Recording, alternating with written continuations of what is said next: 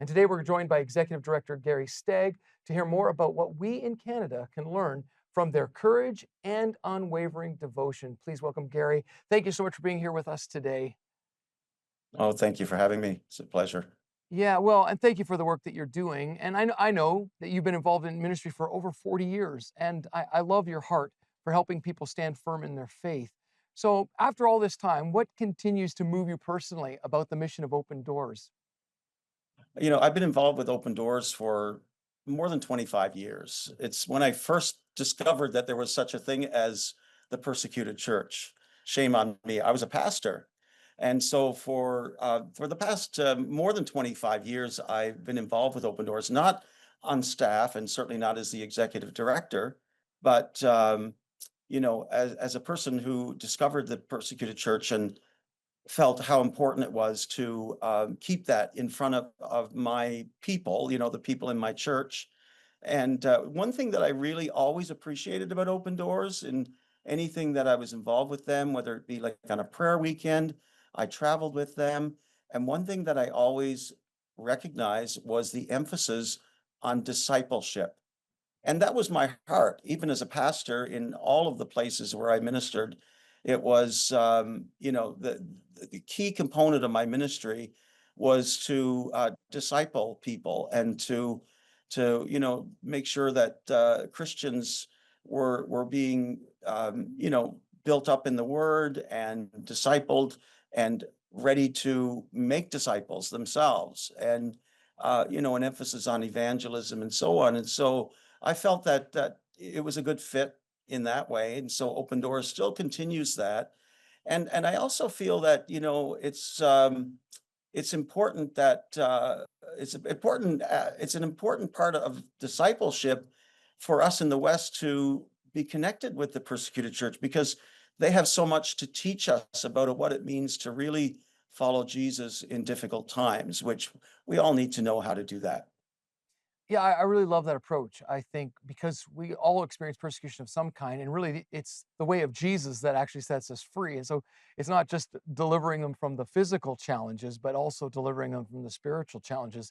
And we often don't think about that. And actually, when it comes to the persecuted church, I think many of us think of something maybe distant or far away, or even maybe just historical, something that maybe happened a long time ago, but isn't really happening today. So I mean, I know you know that's not true, but can you help us understand what persecution is actually looking like today for believers around the world right now? Well, yeah, the reality is our research shows us that 1 in 7 Christians globally Mm. suffer high to extreme levels of persecution for their faith, just for following Jesus. And that's 380 million Christians worldwide.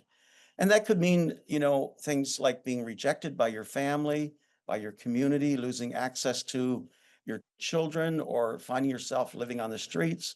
It could mean being forced to choose between keeping your children safe or following Jesus. I mean, that's not a very nice decision to have to make, is it? Yeah. But it could mean being threatened or beaten, raped, even killed. It could also mean running for your life because you're being hunted down. And today we have 180 million Christians that are living in displacement around the world in IDP camps all over the world. So it depends where the persecution is. I mean, where you live in the world really does matter as a Christian, and how that impacts your faith and the level of persecution that you will experience.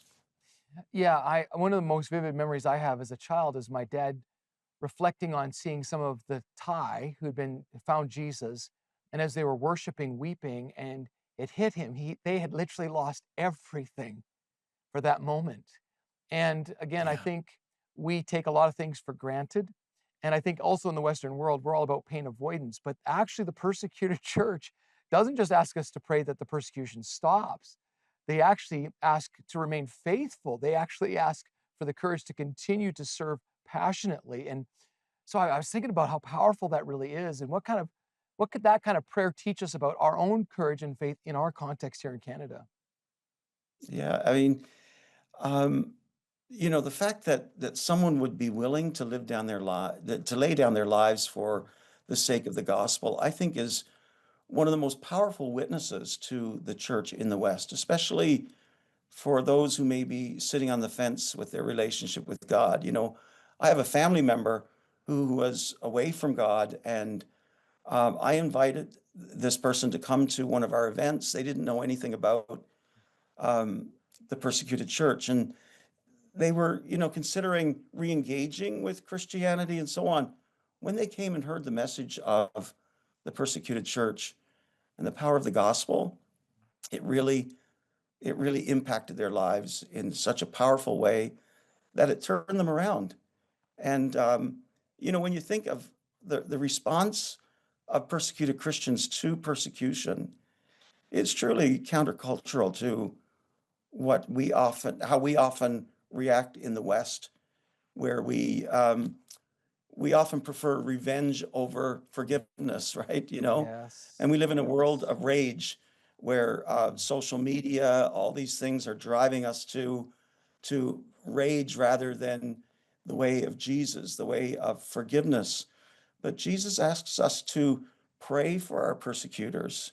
He asks us to forgive those who persecute us. And I see that lived out in the lives of persecuted believers every day. And it's such a lesson for us in the Mhm. West. It's so impactful. Yeah. Well, thank you so much for sharing that because I think it is a reminder for all of us to be more courageous in a world that pursues comfort, to not be filled with rage, but with the redemptive story of Jesus. Well, we're going to continue this conversation with Gary Stagg, and he's going to share some practical ways that we can get involved. So please stay with us. We are back with Gary Stagg, Executive Director of Open Doors Ministries. And we've talked about the resilience of the persecuted church. And I honestly think that's probably one of the things that inspires me the most. I often think, what would I do in that situation? And they are so courageous. And I know you've seen it firsthand. So maybe, do you have a story that you could share that shows how God is working even in the midst of suffering and danger in these parts of the world? Yeah, thanks. It's important, actually. I'm glad you asked that question because I think it's important for people to realize, we often look at the persecuted church and poor them, but there are so many good news stories. There's so many ways that God is working amidst the persecuted church. It's absolutely amazing, miraculous ways that we see God moving. And, we talked about discipleship before, and one particular one, I just encountered this story just a few weeks back. I was in the middle of the jungle among Aboriginal people um, that are being persecuted for their faith, and I met this one pastor who was put in jail because he was preaching the gospel in his own community, and they didn't like that. We this is organized crime involved, and I can't go into the whole story, but this guy was really suffering for his faith, and he was becoming bitter. And finally, they held him in prison just for a few days. When he got out, he went to training that we were offering, and a lot of the training was like how you respond to persecution. So Mm, it was really discipleship, and how you respond. And so he learned that, I need to pray for my persecutors, and I need to forgive them. So he went back to his community, and his attitude changed. He started engaging more with the community rather than trying to fight them. He actually engaged with them. He began to minister to the community. We helped him build a traditional oven, a wood burning oven, and he and his small church began to bake bread and give it to the community. And the community were so touched by all of that. And now, fast forward a few years, I was there because they were opening a commercial bakery in the community, which is amazing. And to find that 76% of the community now attend this mm, guy's church. So it's amazing what God is doing, if we follow the ways of Jesus. mm, And even in the midst of persecution, if we look to Him and if we follow His ways, He can turn things around for us. So I thought that was such a mm. powerful story of this guy who went from being really persecuted to turning it around and um, winning his community for Christ. Well, and I think that is the power of prayer. I think often we think prayer is asking God for things, but prayer is really God changing us. And as God changes us, He does change the world around us. And so it is November, and it is the month to pray for the persecuted church. And so maybe for those viewers who want to stand, maybe with their brothers and sisters around the world who are being persecuted, what are some practical ways that we could pray, give, and get involved through open doors? Well, and that's what Open Doors Canada is all about. It's to provide Christians in Canada with prayer resources. I mean, that's pretty much what we do is provide resources so that people can pray. You're probably familiar with the World Watch List, which is a result of the research that we do throughout the calendar year that helps us to know exactly what's happening in the world of Christian persecution, how we can pray, and how we can direct our resources. And I would invite people, I would encourage people to go online and you can download a copy of the World Watch List from our website, opendoorscanada.org, and you can download the World Watch List. There will be a new one in January because the new research is published in January, and there'll be a new one then, and you can go back and get the updated information. But we also provide magazines and prayer calendars, a monthly prayer calendar where people get a prayer request every day of the month to pray for persecuted brothers and sisters around the world. So that's a good way to pray. Also, we have this text to pray. And so if you text the word pray, P R A Y, to 1-888-687-2936, and I think this will be available for you after, you will get very time sensitive prayer requests. And we won't overwhelm you, but maybe a couple of times a month where there's something breaking and somebody needs prayer right away. You'll get a text to your phone, please pray for brother so and so now because they're going through such and such. And so you can just stop wherever you are, take a moment and pray for them. Also, we have a Zoom prayer meeting on the first Tuesday of every month. We do one Eastern time, 7 o'clock and 10 o'clock. We try to accommodate people on the West Coast, so we do two different times where we have people join us together on basically a Zoom call where we put the latest prayer requests from the field. We put those up on the screen, we put them in the chat, and we just leave time for people to pray.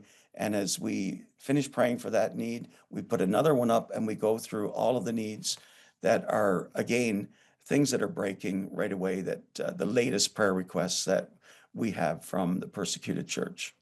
Those are just some of the ways. And, we have lots of events that we sponsor, and we hold tour events in different venues and churches across the country. And so I would encourage you, just go online, go to the website, opendoorscanada.org, and click on get involved, and you'll see lots of different ways that you can actually pray for. First of all, the first and foremost is to pray because that's the number one thing that they ask us to do. And then, put your prayers into action sometime, and there's ways that you can get involved. Well, thank you, Gary, so much. Thank you for, again, raising our awareness of the reality and encouraging us to pray. Thank you for being with us here today.